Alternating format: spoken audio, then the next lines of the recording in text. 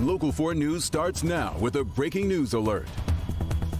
Good afternoon, I'm Karen Drew. First at 4, that breaking news is from Detroit police.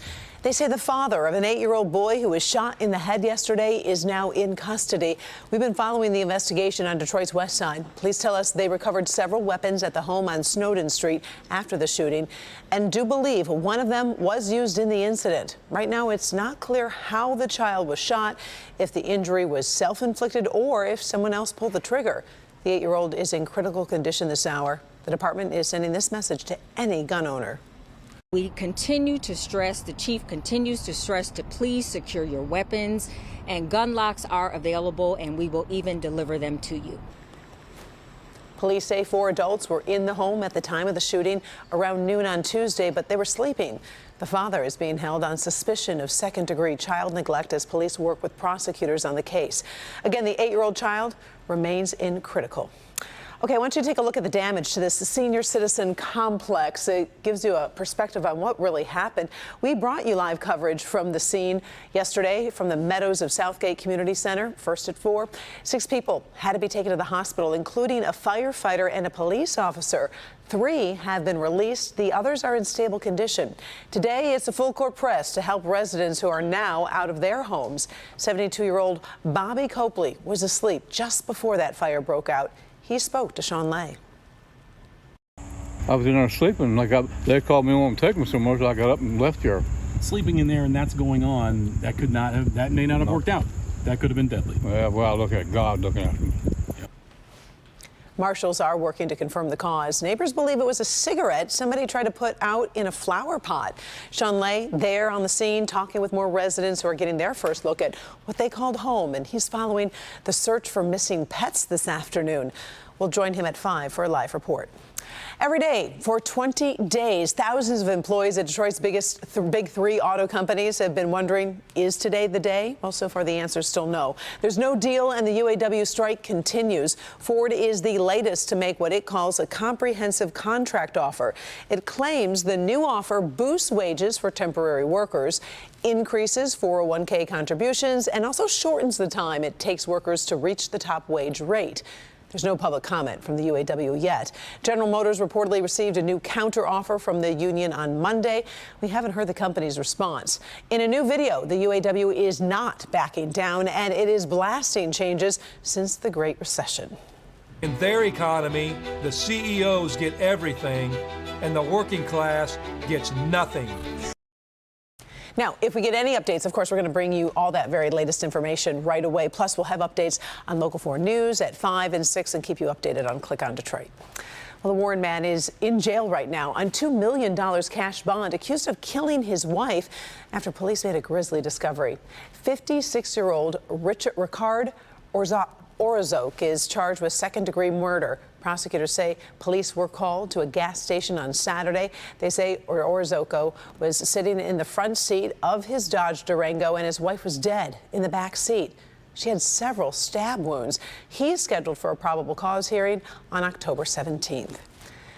The parents of the Oxford High School shooter now know when they'll go to trial. We told you yesterday the Michigan Supreme Court rejected appeals from James and Jennifer Crumbly to have involuntary manslaughter charges dropped. Prosecutors say they contributed to the shooting by making a gun available to their son and ignoring his mental health needs. The defense says his parents could not have foreseen the shooting. The Crumblys are now scheduled to go to trial on January 23rd of next year. Okay, let's turn our attention to the first forecast. It is a hot one out there, especially for October. Kim Adams is tracking the summer feeling, but it's not going to last much longer. No, in fact, if you've been out this afternoon, you've probably noticed that we're starting to lose our sunshine as clouds have moved in.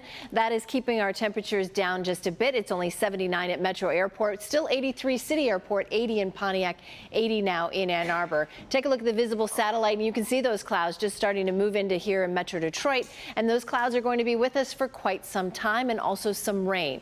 Widen the view, and there's some cooler air back to the west. Minneapolis yesterday was in the 80s, now only in the 60s, and that cool air is on its way here to Metro Detroit. So tomorrow, a rainy day, a cooler day, still above normal tomorrow, but the coldest air we've seen in months comes in for the weekend, and we'll talk about that in a few minutes. All right, we'll be ready for it. Thanks, Kim.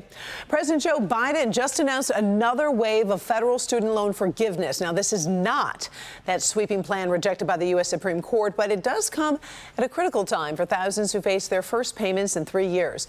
Let's get to Kimberly Gill. She joins us with the latest, and the president spoke from the White House this afternoon. He did. Good afternoon to you, Karen. We'll hear from the president in just a moment, but first let's talk about what he's doing. When the Supreme Court rejected President Biden's larger plan, he vowed he wouldn't stop trying to help more borrowers escape the burden of often crushing student loans.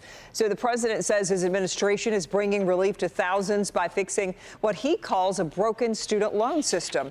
This time around, he's erasing $9 billion in debt through existing programs he says were bogged down in red tape. So about 53,000 borrowers will receive debt cancellation under the Public Service Loan Forgiveness Program, targeting people such as teachers and firefighters. Another 51,000 will have their debt erased after already making payments for 20 years. And another 22,000 who have certain disabilities are approved for relief after data match with Social Security. The president hopes to remind us of the human impact behind all the dollar signs.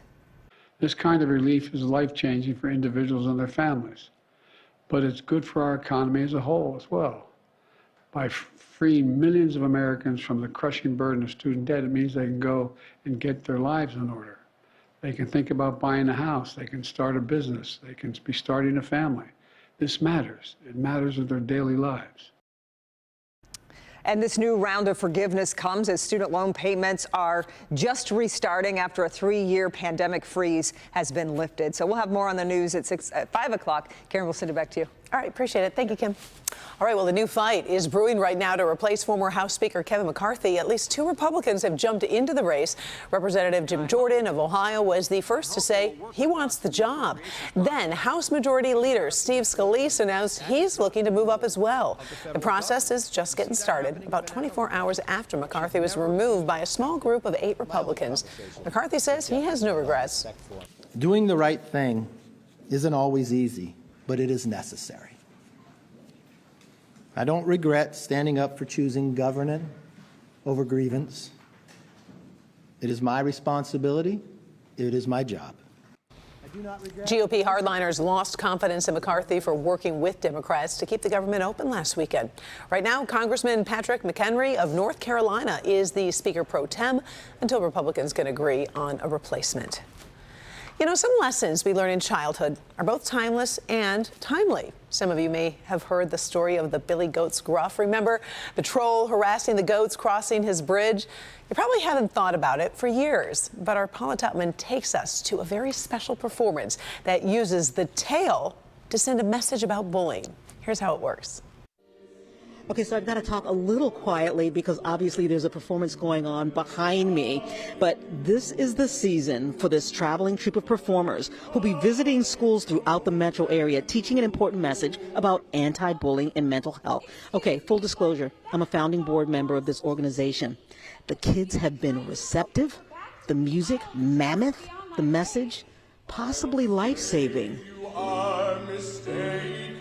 Yeah, that's good. The small production is actually no small production. Professional singers, musicians, stagehands swoop in and transform the cafeteria of the International Language Academy in Pontiac. They will do this 18 more times this season. This is big.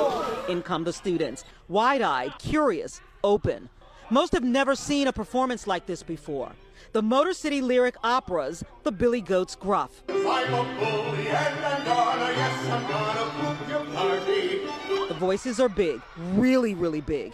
The eyes get big, really, really big. I am mean and I don't care. They're being introduced to, Rossini, Mozart, Donizetti. The music is so powerful. I know him. But something else is happening here because while grown-ups can talk about anti-bullying until they are blue in the face, This resonates differently when the message is performed. Music impacts the soul.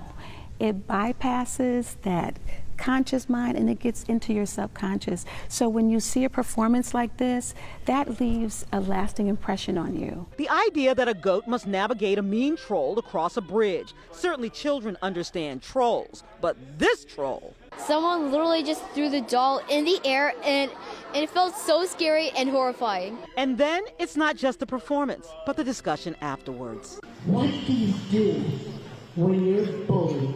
The suicide ideation now, it's getting younger and younger, and it's really heartbreaking.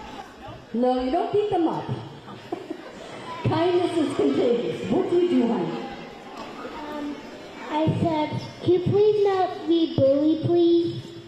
Perfect. This is an insidious epidemic in our culture. We just are fierce about addressing that and in whatever humble way we can. Paula Tupman, Local 4.